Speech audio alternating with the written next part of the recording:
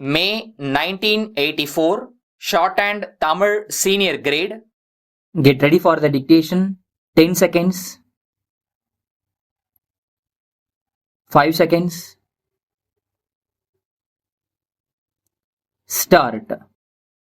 மாண்புமிகு தலைவர் அவர்களே, இங்கு நடைபெற்ற விவாதத்தில் மாண்புமிகு உறுப்பினர்கள் பலரும் கலந்து கொண்டு இந்த மாநிலத்தின் தொழில் வளர்ச்சி குறித்த தங்களுடைய மதிப்பீடுகளை எடுத்துக் கூறி இருக்கிறார்கள். பேசிய உறுப்பினர்கள் அனைவரும் அவரவர்களுடைய தொகுதிகளில் புதிய தொழில்கள் ஆரம்பிப்பதற்கு இருக்கிற வசதி வாய்ப்புகளை பற்றி விவரமாக தெரிவித்திருக்கிறார்கள். அவர்களுடைய ஆக்கப்பூர்வமான ஆலோசனைகளை எல்லாம் இந்த அரசு கவனமாக பரிசீலித்து தேவையான நடவடிக்கைகளை மேற்கொள்ள ஆவன செய்யும் என்பதை முதற்கண் தெரிவித்துக் கொள்கிறேன். கடந்த காலத்தில் நமது மாநிலத்தின் தொழில் வளர்ச்சியை நாம் பார்த்தோமென்றால் புதிய தொழிற்சாலைகள் நகரங்களை சுற்றியே அமைக்கப்பட்டு நடைபெற்று வருவதை காணலாம். அவற்றை நிறுவியவர்கள் அப்போதிருந்த மின்சார வசதி, மூலப்பொருள்கள் கிடைப்பதற்குரிய வாய்ப்புகள், போக்குவரத்து வசதி ஆகியவற்றை கருத்திற்கொண்டு தொழிற்சாலைகளை நகரங்களுக்கு அருகே துவக்கி இருக்கலாம். ஆனால் தற்போது மின்சார வசதியும் போக்குவரத்து வசதியும் எல்லா இடங்களுக்கும் பரவி இருப்பதால் புதிதாக ஆரம்பிக்கப்படும் தொழில்கள் மாநிலத்தில் பரவலாக ஆரம்பிக்கப்படுவதில் எவ்விதமான சிரமமும் இல்லை. அவ்வாறு செய்தால் ஆங்காங்கே வேலை வாய்ப்பு ஏற்பட்டு வேலையில்லா திண்டாட்டம் குறைவதற்கு வழி ஏற்படும்.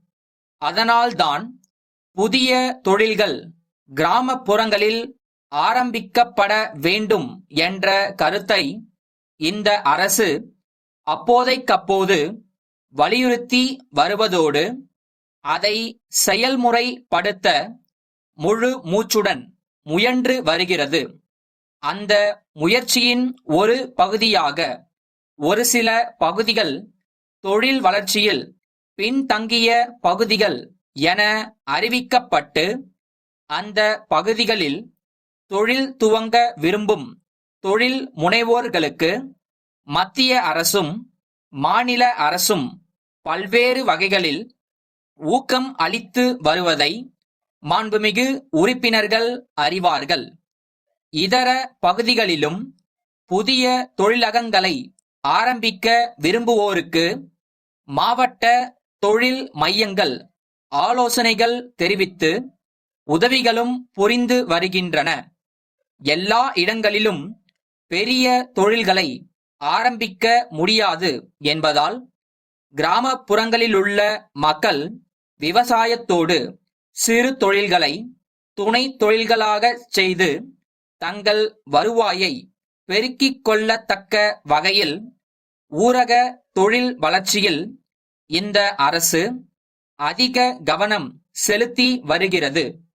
அந்த வகையில் ஒரு புது முயற்சியாக பட்டுப்புழு வளர்க்கும் தொழிலுக்கு ஆக்கமும் ஊக்கமும் தரக்கூடிய அளவில் ஒரு திட்டம் வகுக்கப்பட்டு செயல்முறைக்கு கொண்டு வரப்படுகிறது.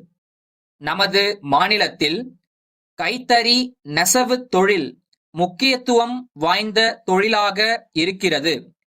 வெளிநாட்டினரும் வியந்து பாராட்டத்தக்க முறையில் வனப்புமிக்க பட்டுப் புடவைகளை நம் மாநிலத்திலுள்ள கைத்தறி நெசவாளர்கள் தயாரிக்கிறார்கள். பட்டு நெசவு தொழிலுக்கு தேவையான மூலப்பொருளாகிய பட்டினை பெற பட்டுப்புழு வளர்க்கும் தொழில் வளர்ச்சி பெற வேண்டும். அது பட்டுப்புழு மற்றும் பட்டு நெசவு தொழிலில் ஈடுபட்டுள்ளவர்களுக்கு உதவிகரமாக அமையும். மதுரை மேலமாசி வீதியில் உள்ள முருகன் நிறுவனத்தினர், சென்னை அண்ணா சாலையிலுள்ள பாலன் நிறுவனத்திற்கு எழுதிய கடிதம். அன்புடையீர், தங்களுடைய நேற்றைய தேதியிட்ட கடிதம் கிடைக்கப் பெற்றோம். நாங்கள் விற்பனைக்காக அனுப்பி வைக்குமாறு கேட்டிருந்த நவீன சமையல் வாயு அடுப்புகளை நாங்கள் கேட்டிருந்த எண்ணிக்கையில் பாதியளவே அனுப்பியதற்கான காரணங்களை தங்கள் கடிதத்தில் விவரமாக குறிப்பிட்டிருக்கிறீர்கள்.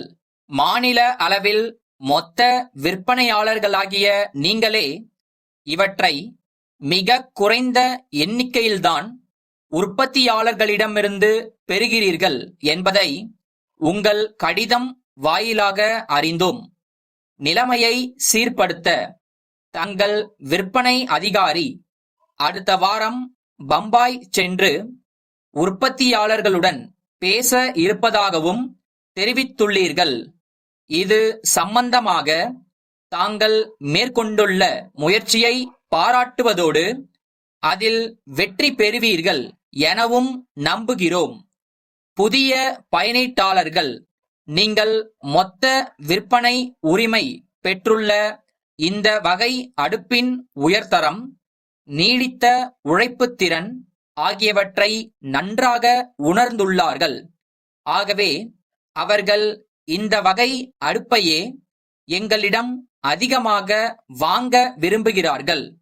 தங்கள் நம்பிக்கையுள்ள